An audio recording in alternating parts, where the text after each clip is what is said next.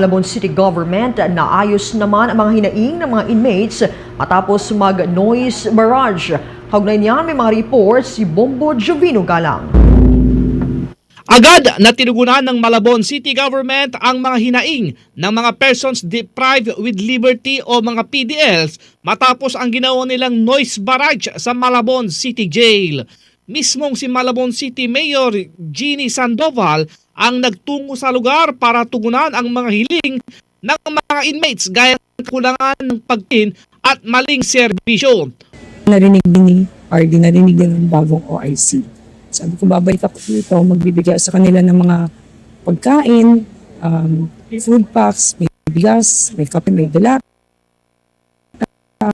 Para yung mga pamilya, kung ano na ang mangyayari sa mga pamilya nila. Kinausap ko rin kanina yung mga kapamilya para mabigyan din sila ng kung ano na pag-usapan sa loob at mabigyan din ng ma-alleviate yung kanilang pag-aalala.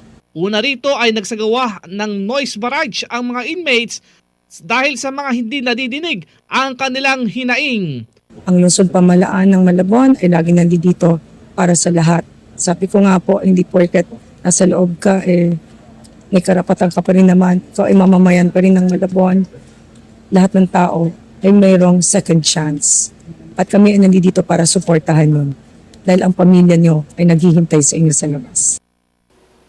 Ako si Bombo Jovino Galang and this is Bombo Radio Philippines, the #1 and most trusted source of news and information.